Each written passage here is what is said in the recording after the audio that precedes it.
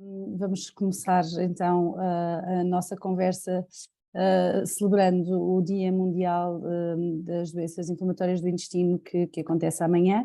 É a segunda vez que a Sociedade Portuguesa de Gastroenterologia toma a iniciativa de reunir especialistas e representantes dos doentes para debater as questões relacionadas com as doenças inflamatórias do intestino. Hoje estão presentes representantes da Sociedade Portuguesa de Gastroenterologia, o Sr. Presidente Guilherme Macedo, a Marília Cravo, Vice-Presidente da Sociedade, e Joana Torres, também pertencente à direção da Sociedade Portuguesa de Gastroenterologia. Recebemos com muito gosto Ana Sampaio, Presidente da Associação Portuguesa da Doença Inflamatória do Intestino, e Vera Gomes, da Associação Crohn-Colite Portugal.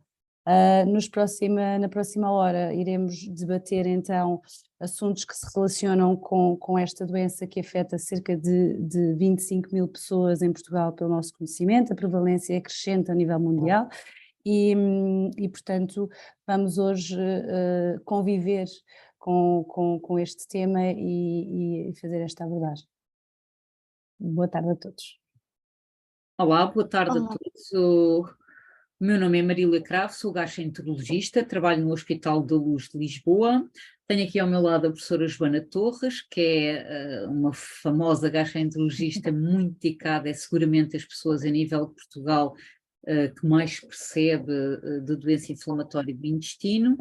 Temos o professor Guilherme Macedo, como a Joana já disse, que é gastroenterologista do Porto, presidente da SPG, e temos a Vera Gomes, da Associação de Facebook de Doentes, e a Ana Sampaio, também de uma associação de doentes da APDI. Não é por acaso que nós temos aqui esta combinação, ou seja, para além da Associação de Doentes, temos também a Vera Gomes, que é da Associação Facebook e que vive em Bruxelas. Temos o professor Guilherme Macedo, que é do Porto, como eu disse. Tenho eu própria, que trabalho só agora num hospital privado, e temos a professora Joana Torres, que trabalha num hospital público do Sul. E isto é importante porque nós, de facto, sabemos que existem particularidades nestas várias distribuições geográficas. E o que nós hoje queremos aqui é partilhar, discutir com os vários profissionais presentes de áreas diferentes e de situações geográficas diferentes, porque de facto as coisas são diferentes, nomeadamente no sul para o norte, do privado para o público, e aquilo que nós vamos hoje discutir é como utilizar todas estas sinergias para tratar melhor os doentes com doença inflamatória do intestino. E de facto, as perguntas que eu começava por dizer, e peço às pessoas para serem tão breves quanto possível, pedi agora ao professor Guilherme Macedo para intervir. Professor, acha que de facto é diferente o acesso no norte ao sul? Eu sou do sul, trabalho agora num hospital privado, mas devo dizer que sou uma defensora acérrima do SNS. E tenho fé, para não dizer esperança, que de facto o SNS volta a ser aquilo que já foi e melhor do que é seguramente nos dias de hoje, que é a sua obrigação, está bem? E aquilo que eu lhe perguntava, professora, é, eu, sendo do Sul, tenho a sensibilidade diferente que o acesso dos doentes ao médico, tanto ao médico de família como aos médicos da especialidade, aos hospitais, é diferente no Sul do Norte. Concordas, Guilherme, ou não? Eu vou tratar o professor Guilherme por tu. Acho bem. Muito boa tarde para todos os que nos estão a assistir, e em particular gostaria de cumprimentar todos os participantes ativos nesta conversa, que espero que seja muito relevante, muito interessante e que desperte curiosidade e atenção de quem nos está a ouvir. Há seguramente diferenças entre, não sei se será exatamente na acessibilidade, agora são diferenças que têm a ver um bocadinho, que refletem um bocadinho as diferenças a outros níveis sociológicos, etc., que todos nós temos vindo a reconhecer em relação aos hospitais, ao funcionamento dos hospitais, consoante a geografia no nosso país. Parece-me sobretudo que há 2 ou 3 linhas mestra que é preciso conter. Em primeiro lugar, os nossos doentes com esta patologia têm de ter um acesso facilitado, a qualquer instituição de saúde, e por qualquer instituição de saúde quero dizer hospitais públicos, hospitais privados e clínicos que num lado ou noutro ou em ambos consigam lidar bem e conviver com os nossos doentes com esta patologia. Isto parece um bocadinho filosófico, mas não é. Aquilo que faz com que um doente tenha acessibilidade a uma consulta não é só um P1 ou um pedido específico ou uma consulta a tempo e horas. Este problema, em particular, estes doentes, têm de facto que ter na nossa opinião, uma via muito mais facilitada de acesso à consulta. A questão é o volume que isto representa de doentes, porque, como sabemos, a importância é crescente, e a capacidade instalada nos diferentes hospitais para responder a este apelo. Capacidade instalada em termos de volume de profissionais e em termos do seu treino e da sua competência profissional para lidar com estas doenças. Acho que existem, como digo, diferenças entre norte e sul, mas sinceramente acho que a solução para atenuar ou para colmatar estas diferenças não é tanto descrever em que é que são as diferenças, mas sobretudo projetar isto para um futuro que eu gostaria que fosse o mais breve possível, que é de realmente facilitar a acessibilidade dos doentes às consultas e, sobretudo, às modalidades de tratamento que lhes queremos propor.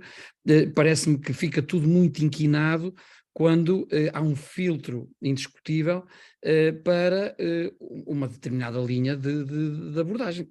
E estou a falar essencialmente para alguns medicamentos nos hospitais públicos. Portanto, parece-me que a acessibilidade não pode ser só um aspecto administrativo, tem que ser um aspecto global de assistência médica. E a assistência médica não conhece nem fronteiras, nem carimbos administrativos. E, portanto, eu gostaria muito que também no decorrer desta conversa conseguíssemos de alguma forma apontar vias novas para ultrapassarmos estas diferenças que nós sabemos. Não sei se é no tempo de espera, a Maria estava-me a dizer que há diferenças. A maior diferença provavelmente tem a ver com algum tempo de espera para a primeira consulta, a acessibilidade até aos próprios exames que são necessários no decorrer das consultas. Portanto, isto acaba por ser um aspecto transversal, não é exclusivo da doença inflamatória, mas acho que os nossos doentes, e com esta patologia, nós podemos ser um ótimo exemplo para alavancar para cima, para melhorar aquilo que nós fazemos nos hospitais e em todas as instituições. Muito obrigada. De facto, quando eu coloquei esta questão é porque muitas vezes os doentes, para chegar a uma consulta de especialidade, precisam de ir primeiro ao médico de família, e eu acho que no Sul, infelizmente, isso está bastante mais dificultado do que no Norte. Tendo esse acesso, nós gostaríamos de perguntar às representantes dos doentes aqui se os vossos associados, quais é que são os principais motivos que os vossos associados vos falam. É muito importante para termos um tratamento de sucesso, termos um diagnóstico precoce desta patologia, e por isso há quem discuta que um doente jovem que tenha uma diarreia, que tenha sangue, deve o mais rapidamente quase como que ter uma via verde. Os vossos associados transmitem-vos isso, provavelmente ainda não têm esse diagnóstico, ainda não são da vossa associação, mas recebem pedidos dessa natureza, do género de o doente que provavelmente pensa que pode ter uma doença inflamatória e que não consegue chegar sequer ao médico de família para ser referenciado para o médico especialista, ou isso não recebem contactos desse género? Podia haver, ou a Ana, se podiam responder, de forma Sim, de facto é uma boa pergunta, e sim, recebemos bastantes questões nesse sentido, de pessoas que muitas vezes nem sequer têm médico de família para serem referenciados, começa logo por aí. E isto, tal como o Dr. Guilherme dizia, um problema transversal, não é exclusivo das doenças inflamatórias do intestino, mas esse é um dos problemas. É questão, se não tem médico de família, não consegue esta referenciação, tem que ir para as consultas, para a lista de espera, e às vezes demora meses, dependendo do centro de saúde, isto varia muito. E também varia muito norte-sul, litoral ou interiores. e de facto existe essa questão, e muitas vezes uma das outras queixas também bastante comuns é que os sintomas são desvalorizados.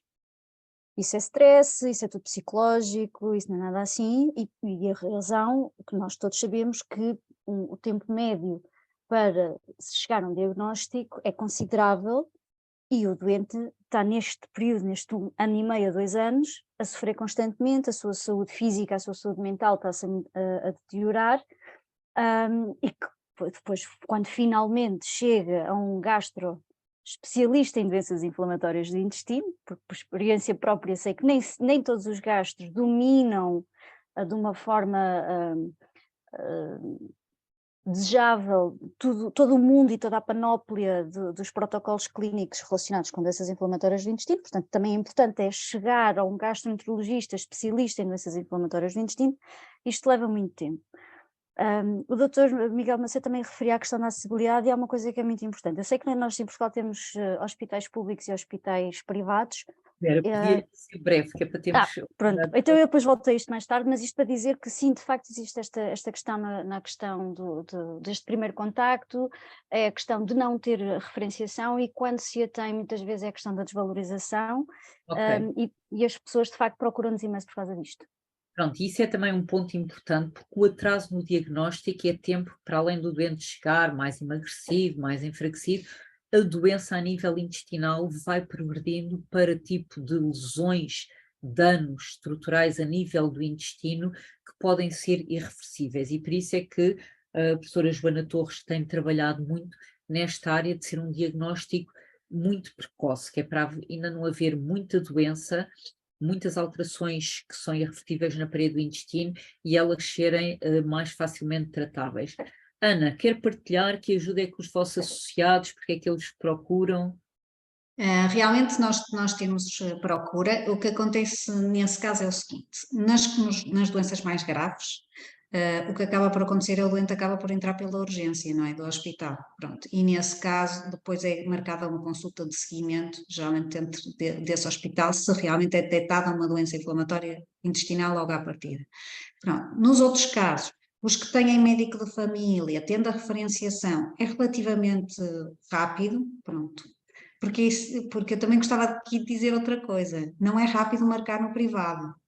Alguns médicos neste momento, doença inflamatória do intestino, que estão no privado, estão com consulta já quase para dezembro. Portanto, também temos que ver a realidade, que também não está fácil o privado, está mesmo complicado. E depois temos pessoas que não têm alternativa do privado porque na zona não há gastroenterologistas especializados em doença inflamatória no privado.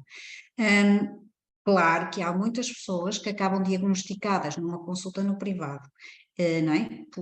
Ou seja, não conseguem ir ao médico de família, vão a uma consulta do privado e aí é detectada doença inflamatória do intestino. Pronto, algumas delas acabam por chegar até nós e depois nós tentamos ver se conseguimos fazer o encaminhamento dessas pessoas quando elas necessitam e nos solicitam. Eu gostava de já esclarecer uma coisa, não está aqui a discutir se o público ou o privado, está-se a discutir um acesso rápido. Certo, mas o que eu queria deixar claro era, o acesso no privado neste momento não está rápido. Não, mas a gente não está a discutir isso aqui, Ana. Eu acho que o privado, como eu lhe disse, eu neste momento só trabalho no Hospital da Luz e sou uma defensora acérrima do Serviço Nacional de Saúde.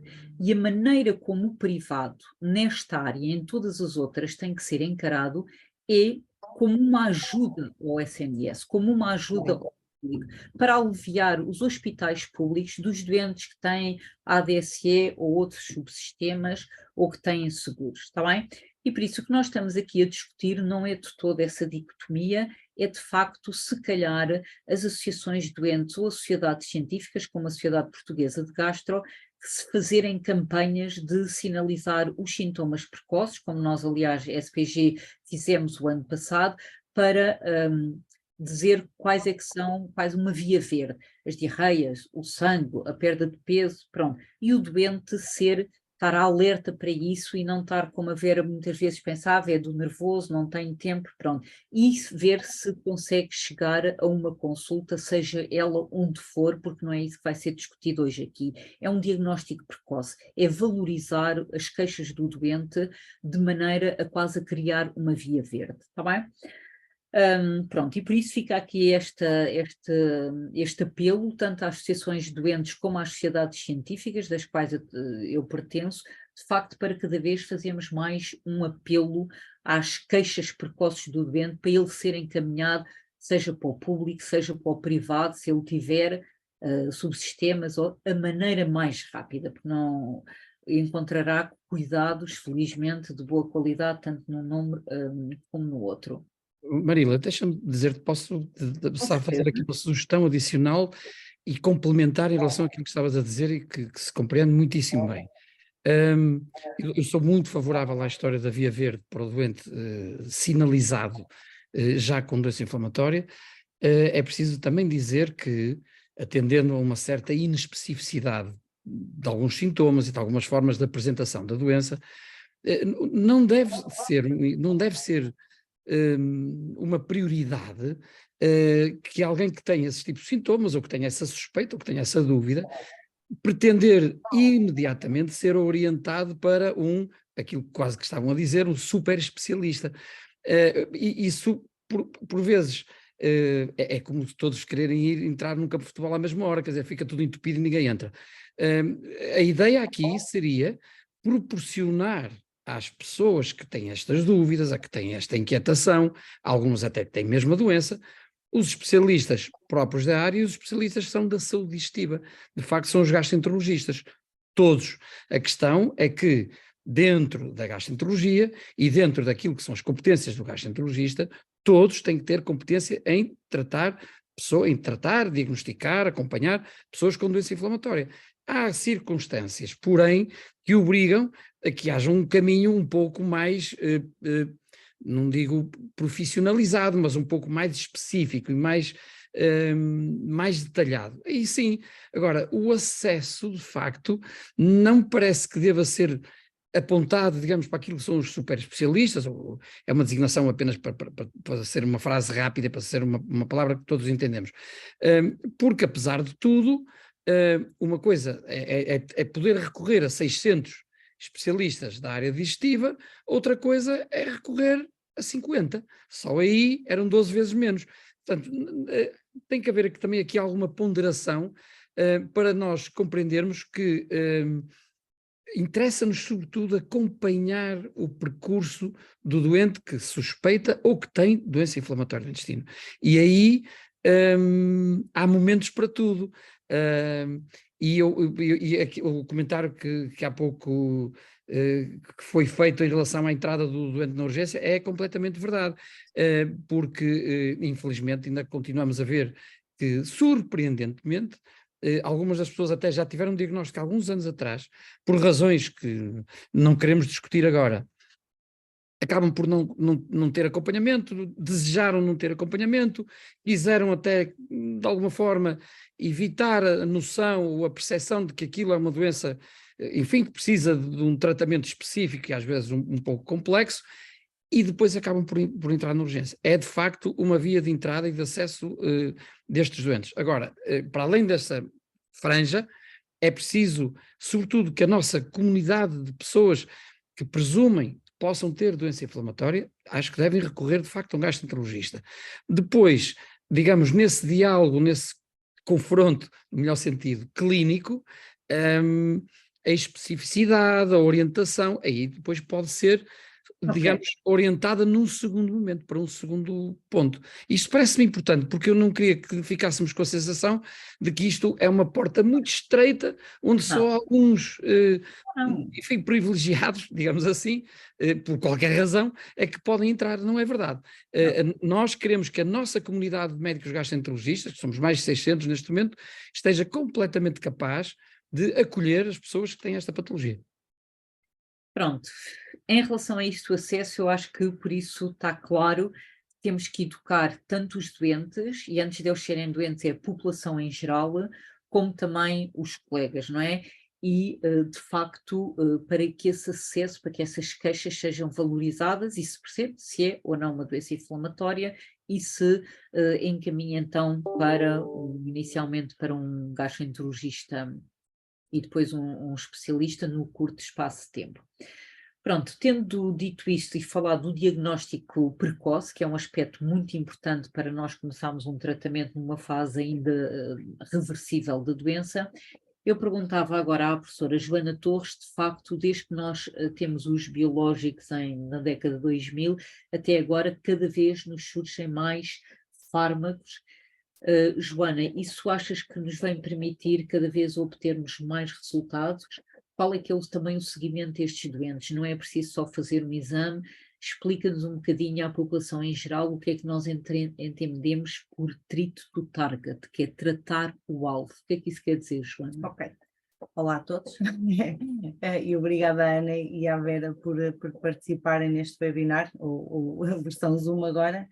Então é assim, acho que efetivamente o diagnóstico precoce é fundamental e a intervenção precoce, feito o diagnóstico, é fundamental para melhorar o prognóstico dos doentes. Atualmente aquilo que está indicado é quando temos um doente, avaliamos aquilo que, com base em critérios clínicos, o risco que nós achamos que aquele doente tem de ter uma doença mais ou menos complicada, porque ainda não temos biomarcadores que nos permitam prever o curso da doença, ou seja, os doentes têm um curso clínico muito distinto e, portanto, decidimos uma terapêutica. E quando decidimos uma terapêutica, tal como em todas as patologias, escolhemos um alvo terapêutico, decidimos quais são os nossos objetivos com aquela terapêutica. E acho que isto é importante para os doentes perceberem, porque é importante também perceberem depois porque é que temos uma estratégia de monitorização com utilização em endoscopias, colonoscopias, etc. E, portanto, obviamente que o nosso objetivo é pôr os doentes a sentirem-se melhor, aquilo que nós dizemos a resposta clínica e, idealmente, uma remissão clínica, portanto, livres de sintomas, mas aquilo que fomos aprendendo ao longo dos anos é que para conseguirmos uma remissão sustentável ao longo do tempo e para prevenir os ciclos de agudização, devemos também tentar alcançar uma remissão endoscópica, ou seja, queremos que o intestino fique livre de lesões, quando fazemos uma endoscopia que esteja significativamente melhor ou até cicatrizado. E, portanto, e isso é que é a estratégia de treat to target, portanto, é escolher um alvo terapêutico. Os alvos são dinâmicos, portanto, nós obviamente que não vamos fazer uma colonoscopia aos doentes todos os meses. Quando começamos um tratamento, temos estratégias complementares, nomeadamente a utilização da calprotectina fecal, que eu acho que todos os doentes agora já sabem o que é a calprotectina fecal. Há cada vez mais centros a fazerem ecografia intestinal para monitorizar a resposta à terapêutica neste período intermédio, mas penso que, de uma maneira geral, todos os centros que estão a fazer doença inflamatória, os médicos que fazem doença inflamatória, acabam por, passado um X período de tempo, avaliar então o intestino por dentro e avaliar a tal cicatrização endoscópica. E às vezes é difícil para os doentes perceberem isto, porque sentem-se muito bem, nem sempre existe uma correlação entre os sintomas e a atividade endoscópica, e às vezes estão um bocadinho hesitantes em começar um tratamento porque naquele momento estão sem sintomas. Mas efetivamente o que os estudos nos mostram é que a presença de atividade inflamatória, mesmo na ausência de sintomas, vai promover a progressão da doença ao longo do tempo. E, portanto, esta estratégia de controlar a atividade inflamatória da doença, quer do ponto de vista clínico, quer do ponto de vista endoscópico, tem como objetivo último que o doente tenha uma qualidade de vida mantida ao longo do tempo e que possa ter a sua vida normal, sem incapacidade associada à doença. E efetivamente nós sabemos, e acho que a Vera e a Ana se calhar são as melhores testemunhas disso, que desde que temos os biológicos, que as coisas melhoraram imenso, mas que ainda temos muitos doentes que não respondem às terapêuticas que nós temos e, portanto, daí a necessidade de continuarmos a desenvolver novas estratégias, quer em termos de fármacos, quer mesmo este tipo de estratégia de como utilizar melhor os fármacos no dia-a-dia. Ok, por isso o que transparece aqui da exposição da professora Joana é que, de facto, por isso já falámos em termos de diagnóstico precoce e agora temos fármacos muito potentes, estratificar o risco do doente na altura em que é feito o diagnóstico. É muito diferente se é um jovem com uma doença muito extensa, com fístulas e estenoses, do que se é um idoso de 65, 70 ou mais anos, com uma doença muito limitada, por exemplo, ao Ilian, e com um comportamento menos grave. Esse doente, se calhar, é operado, fica curado durante algum tempo, o jovem, que temos que estratificar o risco e se calhar vamos começar com terapêuticas muito potentes. O doente fica bem, sem queixas, mas atenção, como a Joana disse, é preciso irmos monitorizar a resposta. Fazer análises, a calprotectina fecal deve ser cada vez mais utilizada, colonoskopias, 1, 2 anos, enterorressonâncias, por isso é preciso ver se os objetivos da terapêutica, quando nós a prescrevemos, são atingidos ou não. Esta noção de monitorizar a resposta à doença é muito importante. Vamos agora também falar de uma outra arma terapêutica que inicialmente era muito para as crianças, para a idade pediátrica, e cada vez mais é utilizada no adulto, que é a nutrição entérica. E acho que é muito oportuno porque iniciou, acho que é da iniciativa da APDI, não é? Nós sabemos que essa nutrição entérica é cara, neste momento, só para vocês terem a noção, essa nutrição entérica, um tratamento pode custar cerca de 1.000 euros por mês. Se não é comparticipado, terá que sair do bolso do doente. Enquanto, por exemplo, que um tratamento com biológico agora os anti-TNFs, os mais utilizados, desde que saíram os biosimilares, cada ampola custa 60 euros. Por isso estamos a falar que ao final do mês, estamos a falar de um tratamento de 100 euros versus a nutrição entérica, que é muito cara. Antes de passarmos para a professora Joana Torres, para nos dizer um bocadinho em que contexto é que esta nutrição entérica pode ser utilizada, eu perguntava à Ana e também à Vera, têm muitas, não diria reclamações, mas muitos pedidos dos vossos associados. Esta terapêutica é cada vez mais escrita ou não? Como é que estamos em termos de Portugal da comparticipação? Ana? Eu gostaria de dizer que relativamente a este assunto, a petição não foi feita pela APDI, somos 19 associações de doentes, portanto, que se juntaram de várias patologias, todas elas com indicação para, em alguma fase da doença, fazerem este tipo de nutrição entérica.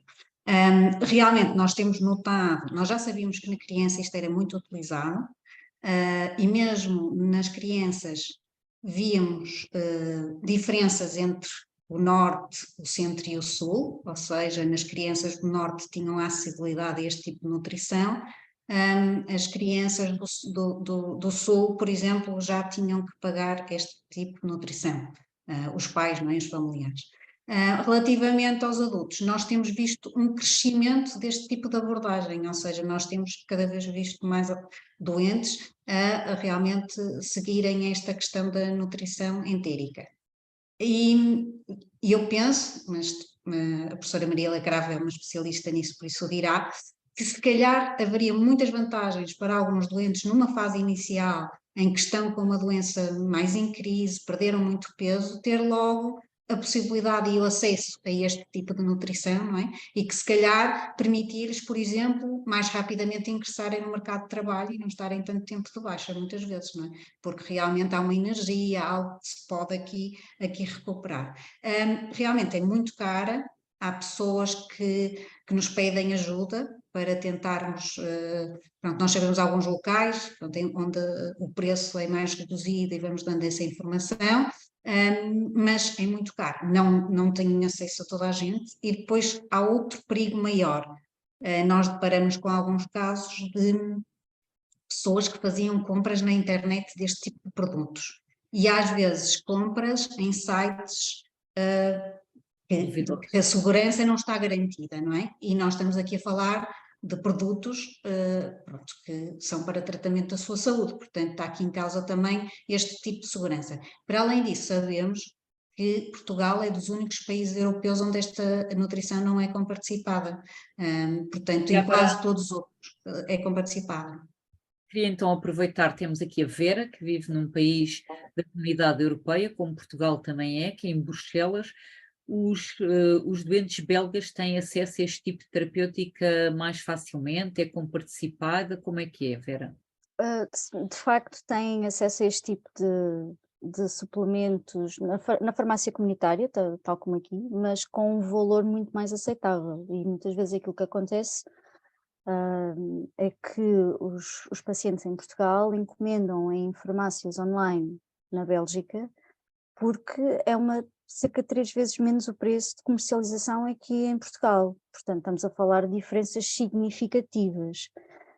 E como este tipo de produtos são considerados uma tecnologia de saúde, portanto não são considerados um medicamento, a própria legislação que se aplica tem uma legislação específica, mas na sua maioria era enquanto suplementos, não é? Portanto, a norma da Direção-Geral de Saúde abriu a porta que se pudesse começar a ser considerado como um produto de saúde e, portanto, abriu a porta a que se pudesse lutar pela comparticipação, que tanto a APDI como nós temos trabalhado arduamente, e não só, existem mais outras associações mesmo de profissionais de saúde envolvidos em trabalhar arduamente para que esta comparticipação se efetive, e estão neste momento já alguns projetos de lei na Assembleia da República a aguardar discussão, mas obviamente que todo o apoio da sociedade civil, todo o apoio da sociedade de profissionais de saúde, nutricionistas, gastroenterologistas, etc., é extremamente importante, portanto este apoio à petição é importante para mostrar o peso e a importância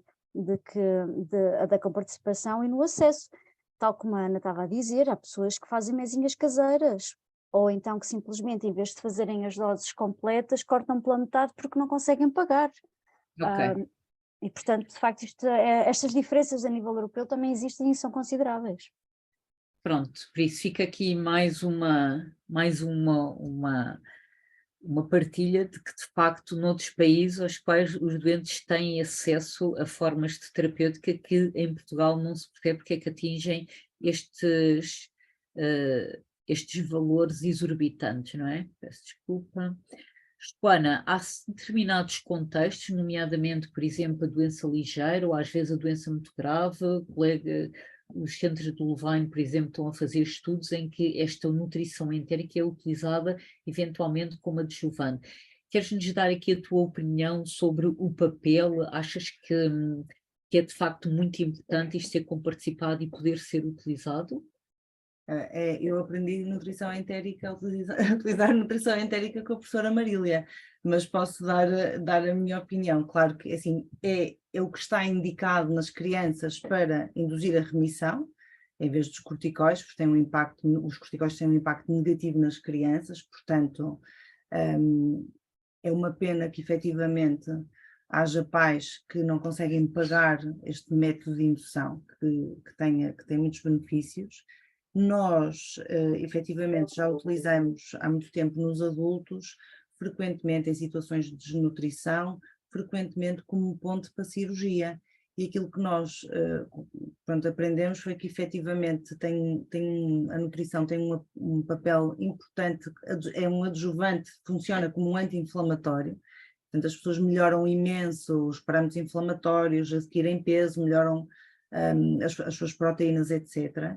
Por vezes, em alguns doentes, até conseguimos poupar a cirurgia, mas efetivamente, se houver necessidade de cirurgia, chegam à cirurgia numa condição muito melhor e podem ter uma cirurgia mais limitada, etc. O que a professora Marília está a falar é uma utilização um bocadinho mais abrangente. Hoje em dia, eu acho que nós durante muito tempo desvalorizamos a dieta no contexto da doença inflamatória, porque não percebemos bem, mas hoje em dia existe efetivamente tecnologia diferente que nos permite melhor perceber e existem imensos estudos a investigar a utilização da dieta como uma forma de terapêutica ou de dietas especiais, nas quais se incluem dietas em que a nutrição entérica é utilizada de forma complementar a uma dieta culinária. E acho que é isso que a professora Marília também está aqui a falar. Portanto, atualmente já existe uma série de doentes que beneficia da utilização da nutrição entérica e, portanto, eu acho que é importantíssimo assinarem a petição. Eu também já partilhei nos meus grupos profissionais para que pelo menos isso possa ser desbloqueado, porque realmente faz muita diferença para alguns doentes. Exato, e por isso é uma forma terapêutica válida, tanto em formas ligeiras, nos quais, por exemplo, um doente com uma doença limitada ou William, a terapêutica de dar imunossupressores, dar biológicos, não está de todo estabelecida, e há muitos doentes que conseguem fazer uma dieta anti-inflamatória com ou sem a ajuda destes produtos, ou então nas formas mais graves. Por isso, é seguramente uma forma terapêutica válida, não se justifica esses preços exorbitantes, e mais uma vez os doentes, a sociedade civil e também os profissionais de saúde devem se envolver nesta luta de forma a que o acesso seja mais generalizado. Estamos aqui também a falar de acesso a fármacos e aproveitamos também para falar de biológicos. Como a professora Joana já disse, os fármacos, cada vez nós temos mais fármacos que saem, novas linhas terapêuticas que nos dão muita esperança para formas muito graves de doença.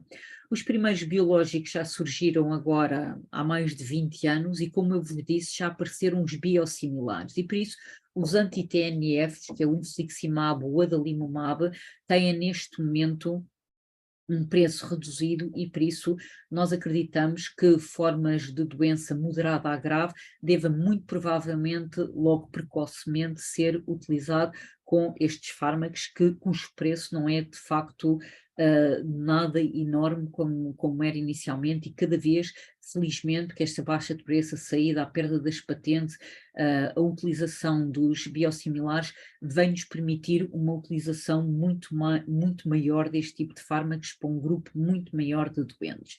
Também aqui temos uma desigualdade com outros grupos de patologias. E não sei se os doentes que nos estão a ouvir, doentes de Crohn, têm essa noção. Ou seja, desde 2017 que surgiu uma portaria na nossa legislação que proibiu que doentes com doença de Crohn e colite ulcerosa, se fossem seguidos no privado, deixassem de ter acesso a esse tipo de fármacos. O que não acontece para doentes com patologias do foro da dermatologia e da reumatologia. A Associação de Doentes, nomeadamente da Vera Gomes, já falaram, nomeadamente com... pois a Vera é capaz de me dizer, mas já fizeram várias petições ao ministro e de facto é uma coisa que é anticonstitucional, porque os doentes com doença inflamatória são neste momento discriminados em relação a outros doentes com patologia ou uma psoríase ou da flor da reumatologia que podem manter o seu seguimento em hospitais privados e obter os medicamentos que neste momento de facto não são caros em hospitais públicos. E, de facto, isso também é um direito que não vem aliviar este momento difícil que o SNS vive e que, como vos disse, esperemos e todos queremos que este momento passe, mas o que é facto é que doentes com este tipo de patologia, doença de Crohn ou doença colite ulcerosa, e que têm seguros ou que têm subsistemas e que podem ser seguidos em hospitais privados, se precisarem de um desses fármacos, muitas vezes vêm-se obrigados a regressar ao hospital público. Não que isso seja uma coisa má, de maneira nenhuma. Simplesmente o sistema público, todos nós sabemos que está sobrecarregado e por isso seria uma forma de aliviar, e aí é que eu digo que o setor privado é uma colaboração, é a sua obrigação ajudar o setor público da saúde, porque esses doentes, tendo seguro, tendo ADSE, poderiam manter o seu seguimento com especialistas do privado, fazendo as ressonâncias, fazendo as colonoscopias, fazendo as análises no privado e por isso deixa de ser e vai mais uma vez bloquear um bocadinho o sistema público que já está muito sobrecarregado. Não sei se a Vera de forma sucinta quer acrescentar e depois pedia também ao professor Guilherme Macedo o que é que acha disso, qual é que é a forma o que é que acha desta desigualdade, se acham de facto que existe uma desigualdade com outro tipo de patologias ou não. De facto, obrigada, doutora Marília, e obrigada por levantar esta questão, porque de facto é algo que nós temos alertado e falado desde 2017, que esta questão de repente, apenas para as doenças inflamatórias do intestino e não para as outras doenças em que a mesma medicação é usada, deixou de haver este acesso à comparticipação e, em boa verdade, a Lei do Orçamento de Estado há já pelo menos 2 anos que diz que o acesso à comparticipação, tanto no privado como no público, é a mesma. E tem que ser a mesma. Portanto, temos aqui uma contrariedade entre aquilo que é uma portaria e a lei se propõe-se a uma portaria. Portanto, mesmo em termos jurídicos, isto não faz sentido. Há a questão da acessibilidade, há a questão de, num estudo muito recente, a amostra mostrou que cerca de 50% das pessoas com doenças inflamatórias do intestino em Portugal têm um subsistema de saúde e, portanto, Também significa que tem uma capacidade de acesso ao cuidado de saúde num hospital privado que se calhar outras pessoas não têm, e mais uma vez, eu também sou uma acérrima defensora do Serviço Nacional de Saúde. Eu acho que o Serviço Nacional de Saúde português é uma das melhores coisas que nós temos em Portugal, mas também temos que ser realistas o suficiente de que os cuidados de saúde não podem ser adiados por falta de recursos, falta de disponibilidade, e que esta cooperação entre privado e público é essencial e que, em bom rigor, eu, enquanto doente, tenho o direito de escolher com quem é que quer ser seguido, tanto seja no privado quanto tanto seja no público. E que ao haver esta barreira de não ter acesso à comparticipação, e é certo que alguns, os anti-TNF, o custo agora é muito menor, que é certo que os biosimilares baixaram, mas nem todos os biológicos têm biosimilares e nem todos os biológicos custam 60 euros por ampola. E, portanto, o facto de não existir essa comparticipação é uma barreira no acesso aos cuidados de saúde. É uma barreira a eu poder escolher, e enquanto doente, poder escolher onde e por quem é que quer ser seguido. Nem toda a gente quer ser seguida num hospital público, e é legítimo, são as suas escolhas pessoais. Sim, é uma forma de aliviarmos o sistema, o SNS. Sim, sem dúvida. Guilherme, queres acrescentar? Bom, eu acho que a forma como estão, digamos, a abordar este assunto é muitíssimo lúcida, porque há aqui uma total contradição e um anátema que é incompreensível em relação à doença inflamatória do intestino. Os nossos doentes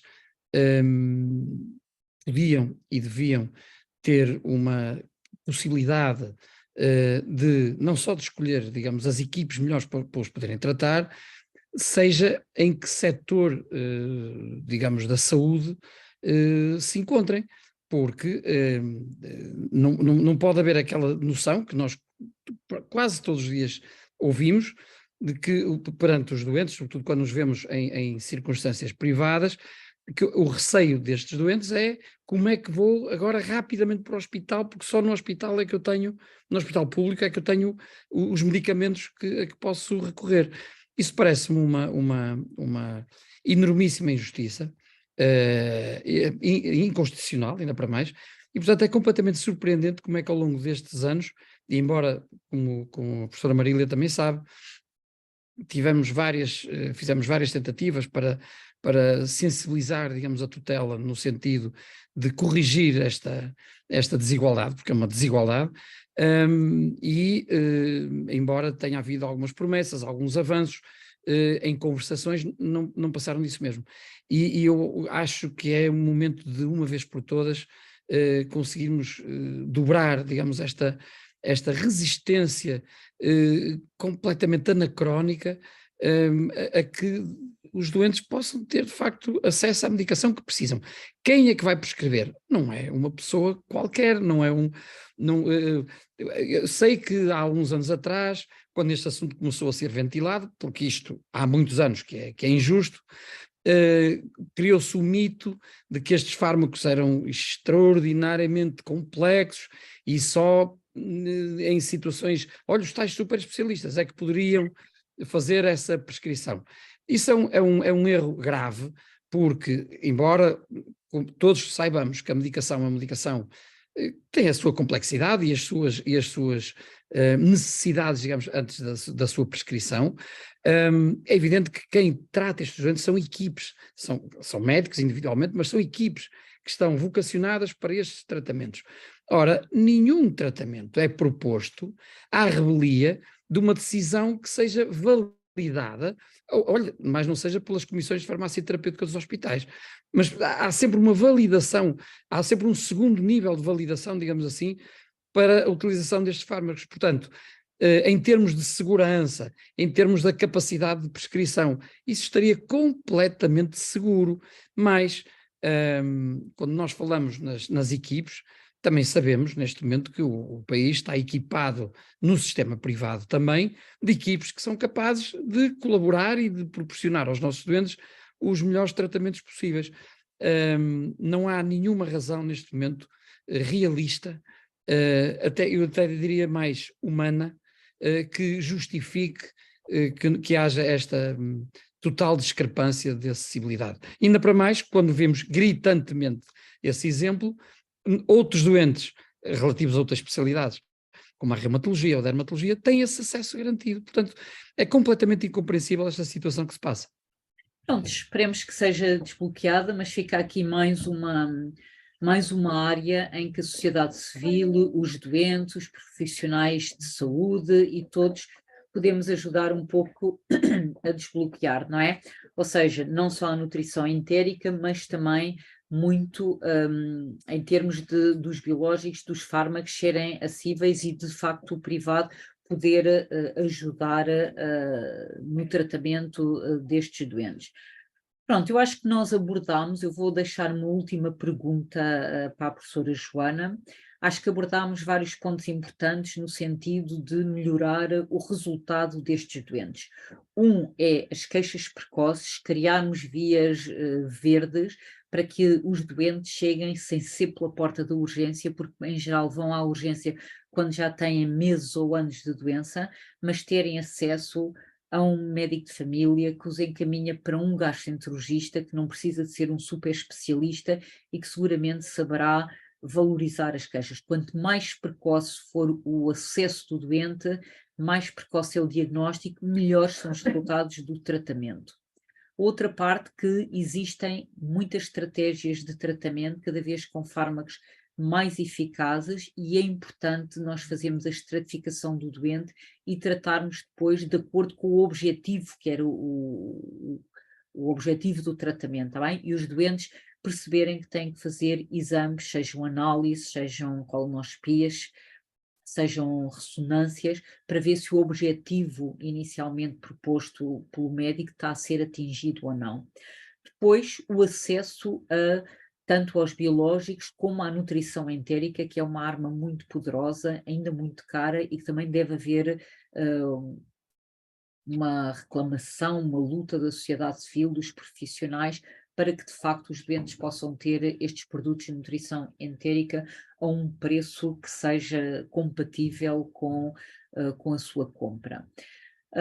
Finalmente, a última pergunta, Joana. A Joana é uma daquelas super especialistas que o professor Guilherme estava a dizer no tratamento da doença inflamatória do intestino. Tem-se dedicado muito a uma área que é o diagnóstico antes de haver clínica. Nós sabemos que o principal fator de risco é haver uma história familiar.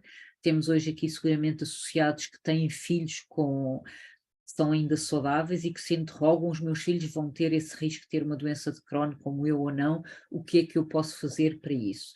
E por isso, Joana, se tu pudesses contar com as melhores condições, sei lá, não havia bloqueios, havia nutrição entérica, havia biológicos para todos, havia diagnósticos precoces para todos, havia métodos de controlar a resposta aos tratamentos que tu prescrevias. Como é que tu vês isso no ideal, no mundo ideal, sem os constrangimentos que hoje tivemos aqui? E uma pergunta que ainda vale mais é: tu achas que estes doentes alguma vez poderão almejar a cura? São muitas perguntas. Eu acho que no mundo ideal, e acho que hoje já, nos dias que correm, nós podemos fazer muitas coisas para melhorar a vida dos doentes. E falámos aqui do acesso, da intervenção precoce, da necessidade de monitorizar os doentes, falamos de algumas idiosincrasias do nosso sistema, no acesso aos fármacos, à nutrição, etc. Mas acho que, efetivamente, nós, à medida que vamos melhorando o cuidado dos doentes, vamos também um bocadinho percebendo que é uma doença que atinge o intestino, mas que atinge também vários domínios da vida dos nossos doentes e, portanto, cada vez mais sentimos a necessidade de ter a colaboração de nutricionistas especializadas em doença inflamatória, de psicólogos especializados em doença inflamatória, e de ter a participação de vários profissionais que estejam envolvidos de uma forma multidisciplinar no cuidado dos doentes. E, portanto, isto são coisas que nós podemos investir hoje, não é? Fora do campo da investigação, e que ainda continuam a ser muito difíceis, pelo menos eu falo por experiência própria. É muito difícil ter acesso a um apoio psicológico de forma regular, conseguirmos ter essa triagem dos doentes que necessitam desse apoio. e não são só doentes que têm depressão ou que têm, simplesmente motivar ou ajudar os nossos doentes a desenvolver estratégias de resiliência e de lidar de forma positiva com a doença, etc. Portanto, essas coisas todas podem ser melhoradas. Pensando um bocadinho mais agora na parte da investigação e de tudo aquilo que está a decorrer, existem muitos esforços realmente a nível internacional. Eu acho que existe muita vontade de encontrar uma causa, e portanto nós temos feito muitos trabalhos para tentar perceber o que é que acontece antes da doença começar, e portanto eu acho que um dia vamos perceber melhor quais são as causas ou a causa da doença inflamatória, e acho que isso nos pode conduzir no caminho de descobrirmos melhores tratamentos e, quem sabe, uma cura. É um bocadinho, uma pessoa nunca quer prometer isso, mas acho que realmente existem, as coisas têm vindo, em termos de investigação. Eu, se pudesse hoje em dia ter pronto, acho que aquilo que nós também todos queremos e que também existe muita investigação a decorrer é que quando um doente vem com o seu diagnóstico, nós pudéssemos ter um teste que nos dissesse qual é o melhor tratamento para este doente, é a cirurgia, é o tratamento X, Y, B, não é? Porque nós tratamos os doentes todos de uma forma um bocadinho semelhante, todas as estratégias que nós fizemos aqui, não é? Tentamos personalizar, mas é um bocadinho, vamos fazendo uma tentativa vamos tentando uma estratégia, erramos, passamos para a seguinte, e portanto eu espero que no futuro o facto de conseguirmos personalizar melhor os nossos tratamentos também que os doentes possam beneficiar disso e terem remissões muito sustentadas ao longo do tempo que se possam parecer o mais possível com uma cura. Joana, o que é que tu recomendas aos filhos dos doentes que têm doença inflamatória do intestino? Hábitos de vida saudáveis, mas para além disso, concretamente, os pais estão preocupados. O meu filho sei que tem o maior risco possível, quer ter um pai ou uma mãe com doença inflamatória. Nós temos, sim, e isso é realmente, pelo menos tem vários doentes que me perguntam isso. Nós não temos nenhum teste que nos permita prever atualmente, para ser utilizado na clínica, quem é que vai ser diagnosticado com doença inflamatória. O que eu recomendo é não desvalorizarem os sintomas. A calprotectina fecal é um excelente método que pode ser aplicado por qualquer médico, nomeadamente pelo médico de família, para rastrear ou pesquisar a presença de um diagnóstico de doença inflamatória, portanto, nunca desvalorizar os sintomas. E, claro, evitar fumar, ter um estilo de vida saudável. Existe muita investigação mais de associação a mostrar que existe um papel para os antibióticos como um fator de risco, portanto, isso sai um bocadinho da nossa esfera, não é? Mas os pediatras têm aqui um papel importante e que têm tido ao longo dos anos a tentar evitar o uso indiscriminado de antibióticos, portanto, eles são indicados quando estão indicados. E pronto, apesar de tudo, também uma mensagem positiva, não é? Existe realmente o risco é maior nos familiares em primeiro grau, mas a maior parte dos familiares em primeiro grau não vão ter doença inflamatória, portanto isso também é muito importante, porque às vezes cria um receio nas mães que têm doença inflamatória, de não quererem ter um filho com doença inflamatória ou não quererem tanto engravidar, e portanto eu acho que a mensagem também é, apesar de tudo, o maior risco, ou melhor, a maior probabilidade é que não venham a ter, portanto... Okay. Ter uma vida. Eu queria, antes de encerrar e vos agradecer a todos, tenho só aqui umas perguntas. Pronto, a assistência, houve aqui em relação à calprotectina, se tem alguma coisa a ver, a calprotectina é uma proteína inflamatória que se pesquisa nas fezes, não tem nada a ver com o sangue oculto nas fezes, que é um teste de rastreio para cancro do cólon e reto. A calprotectina fecal é muito boa, nós gastroenterologistas, utilizamos em dois contextos particulares. Primeiro, quando um doente tem diarreia, que nós não sabemos se é uma patologia funcional, tipo cólon irritável, ou uma patologia orgânica. Nós não gostamos de ir logo para a colonoscopia, sobretudo quando é uma população jovem, nós ainda não temos grandes argumentos para pensar que temos uma doença inflamatória. Fazemos uma análise de calprotectina fecal. Se vier aumentado, dá-nos mais força que pode haver, de facto, uma doença inflamatória e avançamos para a colonoscopia. Se não, muito provavelmente não tem uma doença inflamatória. Em relação ao seguimento dos doentes com doença inflamatória, como a Joana disse, nós devemos estar a monitorizar a resposta dos doentes às várias terapêuticas, não vamos estar sempre a fazer colonoscopias, porque é um exame invasivo, como sabem, e por isso uma maneira de nós monitorizarmos e vermos se o doente continua em remissão, se não tem queixas, queremos saber, mas será que a doença está controlada e que eu não vou ser apanhada da próxima vez e ele tem uma doença clinicamente não tem queixas, mas depois tem umas grandes úlceras nas cólonas, então podemos pedir a calprotectina fecal, 6 em 6 meses, ou o que o médico entender. Há uma outra assistente aqui que pergunta os papéis dos probióticos. Os papéis dos probióticos não estão bem estabelecidos e se eu tivesse que dizer, tem algum papel terapêutico, eu muito provavelmente respondia não, não tem um papel terapêutico. Há contextos particulares, com litulcerose, mas um papel terapêutico não. Não faz mal, mas não vamos esperar é que façam bem ou que tratemos ou curemos alguma doença inflamatória com os probióticos. Marília, posso dizer alguma coisa com mais certeza. em relação às imagens, ou pelo menos às mensagens mais positivas que ainda há bocadinho que a Joana referiu. Há uma mensagem positiva também que me parece muito relevante. A Sociedade Portuguesa de Gastroenterologia, que representa a totalidade dos gastroenterologistas em Portugal, portanto estamos a falar de mais de 600 médicos, vai assinar a petição relativamente à nutrição entérica. E, portanto, esse é um aspecto que eu acho que deve ser reforçado, porque nós estamos do lado dos doentes. É bom não esquecer que, embora é uma sociedade científica, mas é uma instituição de caráter de utilidade pública. E esse aspecto é tão importante que, com o peso da representação de mais de meio de milhar de profissionais, nós também estamos em conversações com a tutela no sentido de poder resolver aquela contradição nítida que existe, aquela assimetria que existe em relação ao uso de determinados medicamentos. Portanto, é bom que os nossos doentes sintam a confiança de que os profissionais que estão com eles estão de facto a trabalhar não só com eles, mas também a trabalhar em todas as vertentes, no sentido de conseguir garantir a melhor qualidade, a melhor assistência possível para, em termos da garantia da saúde digestiva.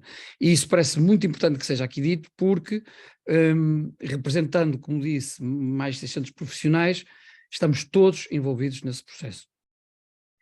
Muito obrigada, Guilherme. Eu estava só ainda aqui a responder às perguntas dos nossos queridos ouvintes, que apesar destas contrariedades tecnológicas ficaram aqui a ouvir-nos, eu também não queria perder a oportunidade de responder. Há ainda aqui uma pergunta em relação a uma senhora que fez uma calprotectina depois de ter feito o antibiótico e que deu um valor muito baixo, não tem nada a ver com, era um antibiótico para tratar o Helicobacter pylori e por isso não há qualquer interferência deste antibiótico na calprotectina fecal, é um valor real, baixo felizmente. O papel dos ômegas, presumo que seja dos ômega 3 e também do glúten, que é a pergunta a seguir.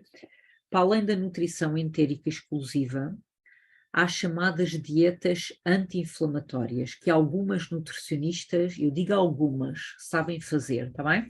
Essas dietas têm sido utilizadas de forma sistemática, sobretudo pelos israelitas, mas como eu vos digo, há um grande centro do Louvain que até tem um investigador português, que é o João Sabino, o professor João Sabino, que utiliza esse tipo de dietas com algumas modificações, e essas dietas anti-inflamatórias têm de facto um baixo teor de glúten e um enriquecimento em ômega 3. Essas dietas são utilizadas não só para tratar casos menos graves, como adjuvante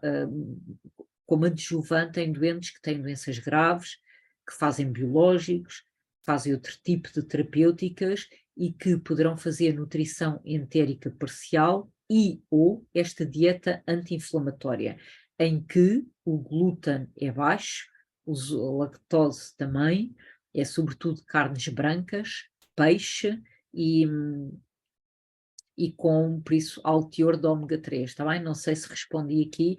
Agora, não vamos para uma generalização desta dieta e irmos a nutricionistas que vão dar dietas espartanas, e nós sabemos que comer é um dos prazeres da vida, para mim e para todos vós. E por isso, por favor, vão a colegas que sabem, a nutricionistas que percebem do assunto, está bem? E que as associações dos doentes vos poderão dar, porque senão são-vos receitadas dietas cujo benefício não está demonstrado e que vos vão fazer mais infelizes, porque de facto todos nós gostamos de comer, está bem? Por isso há de facto aqui Mais uma pergunta, isto é muito das fibras solúveis. Pronto, é sobre a dieta novamente. Essas dietas anti-inflamatórias nós vamos pôr aqui vou pedir à Joana Rodrigues sobre estas dietas anti-inflamatórias, os alimentos permitidos e os proibidos, está bem? As fibras solúveis são boas, está bem?